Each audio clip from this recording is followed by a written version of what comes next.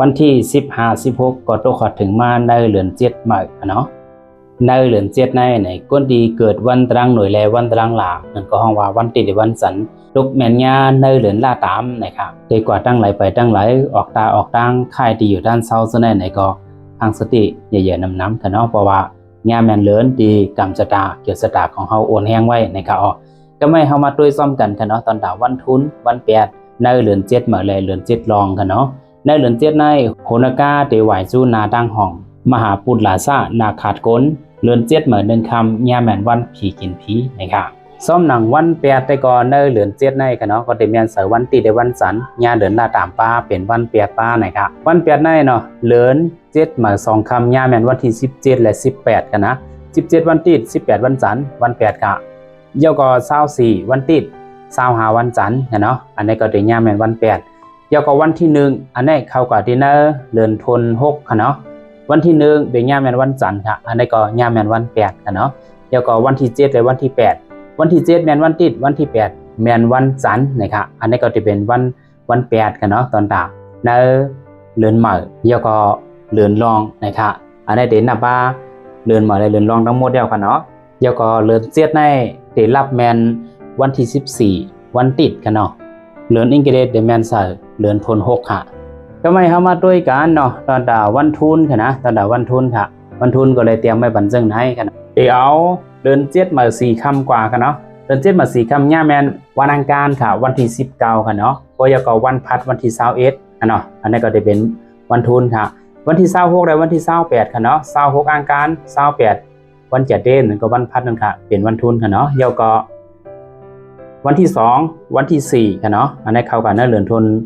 6ยาวเนาะวันที่2เนี่ยยาวันอังคารวันที่4เนี่ยยาวันพัดเป็นวันทุนค่ะเรียกว่าดีกว่าครอบขึ้นแทงวันที่10และวันที่11ค่ะเนาะวันทุนตอนดาในเดือนใหม่และเดือนรองนะครับในเดือน7ค่ะอันเป็นวันที่14ในซ้ำยาแมนเดือนลับนะครับหมายต้องแทงกำเนิดค่ะเนาะวันติดในวันจันทร์ค่ะยาเดือนล่าตามค่ะเนาะ2ดูวันไหนค่ะอันนี้ก็เตรียมหมายนี้หนังหื้อเฮาสัมปทานหมายต้องง่ายๆค่ะเนาะแต่พี่น้องเขาเสื้ออันแรกใครไม่เกี่ยวไม่กิ้งเปิดสู่เปิดลาบอันแรกใครแนะนำแต่ก็เป็นก้นดีเกิดวันอังคารและวันพัดค่ะนะวันอังคารและวันพัดค่ะเพราะว่าในเดือนในค่ะเนาะย่าแมนวันทุนของทุกวันเจ้าเก่านะครับเต้นในค่ะเนาะมันไม่น่ะแลนางยึดในหูดแห้งนี่ค่ะเนาะก็กำเป็นอย่างค่ะนะมันถึงใส่มันค่ะเนาะ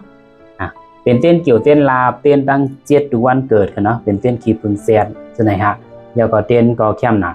อันนี้ที่มีที่หมายต้องไว้ก็เดี๋ยวกันเนาะเต้นเกี่ยวก็ได้เตรียมไว้ซึ่งไหนค่ะนะเต้นลาบแต่ก็เตรียมในเตรียมกันเนาะตอนตาข้าวยามไตมันก็เตมีตอนตาลุวันผัดลุวันมันขาเนี่ยมันจังเปิงเตียงมันเนาะวันพุธเนาะมันจังวันพุธวันอังคารว่าจะได้ที่มีข้าวยามปั่นหมดค่ะเพราะวันอังคารก็12 โมง1 โมง 2 โมงกันเนาะเพราะกลางค่ำก็จะเป็น6 โมง 7 โมง 8 โมงส่วนไหนเนาะในที่เป็นยามไตตอนตาลุวันผัดลุวันมันในนั้นค่ะเย้าก็หมายต้องค่ะเนาะเต้นเกี่ยวจะมีมิกเต้นลาบเต็มมีสังนะครับเอาค่ะไก่ซ้อมลูกวันเผยลูกวันมันเพราะว่าก้นที่พยายามไตค่ะเนาะอันนี้คาเดมี่บันอยู่ลายไตมันจะไหนค่ะเต้นเกี่ยว1 แรมเต้นลาบ1 แรมเนาะเยาก็เต้นอันเนี้ยเพราะว่าเขาไตแน่ไหน